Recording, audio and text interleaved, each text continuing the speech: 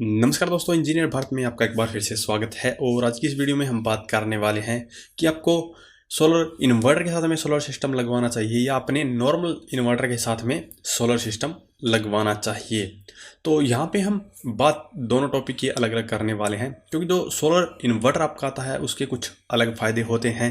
जैसे कि डायरेक्टली आपका जो लोड है वो सोलर पैनल से चल जाता है, लेकिन अगर आप नॉर्मल इन्वर्टर के ऊपर सोलर पैनल लगाएंगे तो वहाँ पे जो हमारा कंट्रोलर होता है, जैसे कि आप वीडियो में MPPT देख सकते हैं, ये सिर्फ एग्जाम्पल के लिए है। तो जरूरी नहीं कि आपको ये स्मार्टन कंपनी वाला ही लेना है। ये मैंने परचेज किया है, लेकिन इसके अलावा मैंने आशा पावर कंपनी का भी परचेज किया। दोनों ही बहुत ही बढ़िया MPPT टाइप के सोलर चार्ज कंट्रोलर है।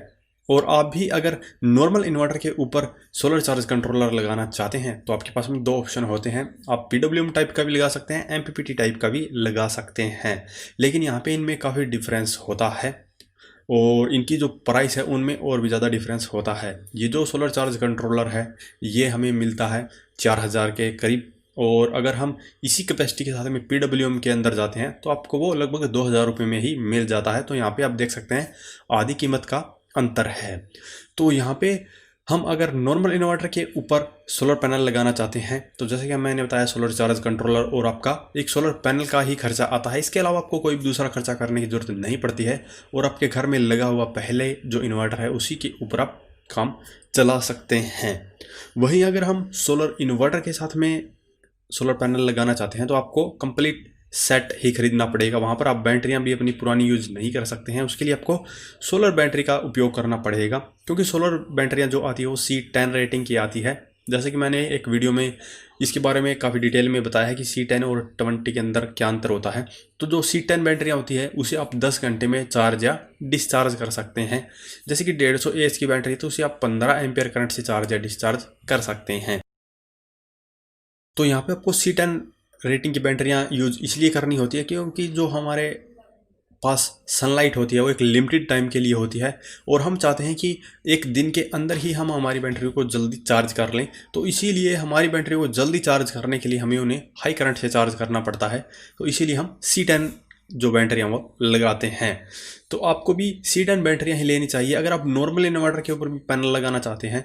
तो अगर आप 300-400 वोल्ट तक के पैनल लगा रहे हैं तो आप नॉर्मल बैटरी से काम चला सकते हैं, लेकिन अगर आप 1 किलोवाट 2 किलोवाट तक के पैनल लगाना चाहते हैं तो आपको वहाँ पर सोलर बैटरियों का उपयोग करना चाहिए, वो आपको ज़्यादा फायदा देती है। तो यहाँ पे अगर हम कॉस्ट की बात करें तो जो आपके नॉर्मल इन्वर्टर पर सोलर चार्ज कंट्रोलर लगाने से और पैनल लगाने से ही आपका बैटरी का और इन्वर्टर का जो कॉस्ट है वो बच जाता है, और आपका पुराना सिस्टम भी आपके काम आ जाता है। तो काफ़ी कम कीमत में ही आपका सिस्टम लग जाएगा। लेकिन यहाँ पे कुछ इसकी लिमिटेशन होती है, जैसे कि आप अपना जो लोड है वो डायरेक्ट सोलर पैनल से नहीं चला सकते हैं। तो आपको जो सोलर चार्ज कंट्रोलर मिला है इससे आप सिर्फ अपनी बैटरियाँ ही चार्ज कर सकते हैं। हालांकि अगर आपकी बैटरी फुल है तो साथ के साथ आपकी बैटरी चार्ज होगी और साथ के साथ आपका लोड भी चल जाएगा। तो वैसे इसमें इतनी दिक्कत वाली बात होती नहीं है।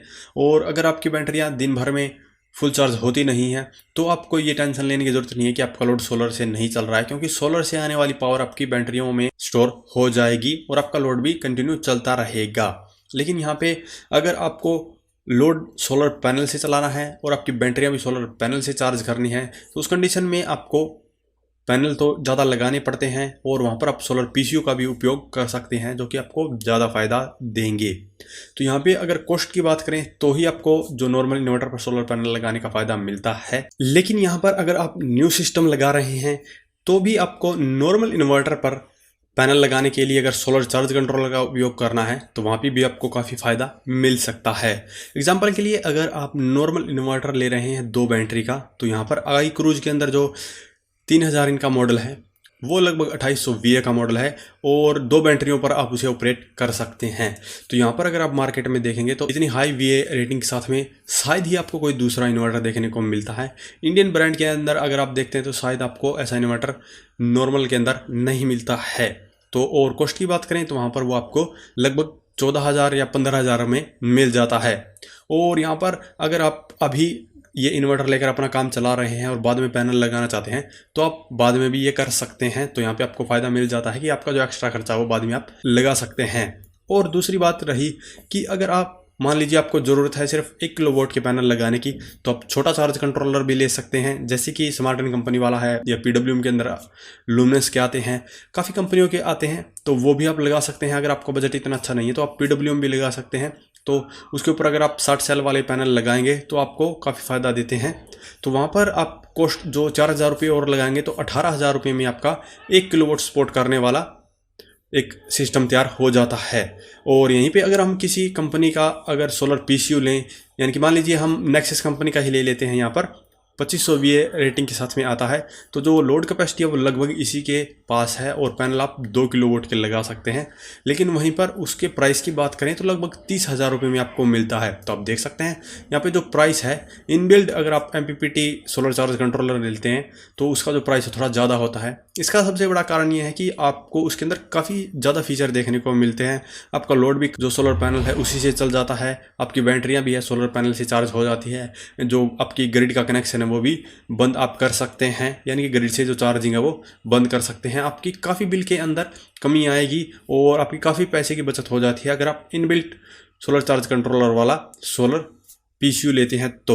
लेकिन वहाँ पर आपको सिर्फ कॉस्ट देखनी होती है। अगर आप कॉस्ट कटिंग करना चाहते हैं अपने कंप्लीट सिस्टम में तो आपको ये लेना पड़ेगा। यहाँ पे अगर इनका जो अगला वेरिएंट है उसके ऊपर आप 2 किलोवाट तक के पैनल लगा सकते हैं। अगर मेरे पास जो आशा पावर कंपनी का है उस कंट्रोलर की बात करें तो 2 बैटरियों पर 2 किलोवाट तक के पैनल लगा सकते हैं, लेकिन उसकी जो कॉस्ट है वो लगभग 12,000 से 14,000 के अराउंड आपको मिलता है। तो यहाँ पर 14,000 का अगर वो माने और 15,000 का आपका PCU माने तो लगभग 30,000 रुपये हो जाता है। तो यहाँ पर इस सेटअप को लेने के बजाय फिर आप नेक्सस कंपनी वाला ही ले लीजिए, क्योंकि उसके अंदर आपको इनबिल्ट सोलर चार्ज कंट्रोलर मिल जाता है। वहाँ पर आपको वायरिंग की भी कोई दिक्कत नहीं होती है, कोई एक्स्ट्रा आपको वायरिंग करने की जरूरत नहीं होती है। आपके पैनल से जो वायर आएगी डायरेक्ट आपको सोलर इन्वर्टर में लगा देनी है और आपकी वायरिंग का भी काफ़ी खर्चा बच जाता है। तो यहाँ पर अगर आप इन दोनों में से नॉर्मल इन्वर्टर का सिस्टम या सोलर PCU वाले सिस्टम को लेना चाहते हैं तो सबसे पहले आपको अपनी ज़रूरत को देखना होगा। अगर आप पैसे बचाना चाहते हैं तो बिल्कुल आप सोलर चार्ज कंट्रोलर खरीदें और पैनल खरीदें और आपका काफ़ी कम पैसे में काम चल जाएगा।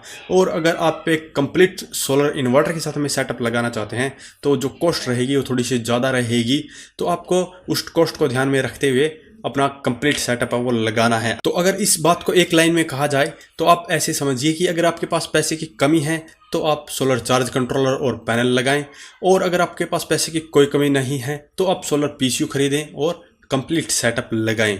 दोनों के अपने अपने फ़ायदे हैं, दोनों में ही आपको आपके पैसे वसूल हो जाते हैं। लेकिन यहाँ पर आपको अच्छी ब्रांड का और अच्छी जानकारी के साथ में ही लेना होगा।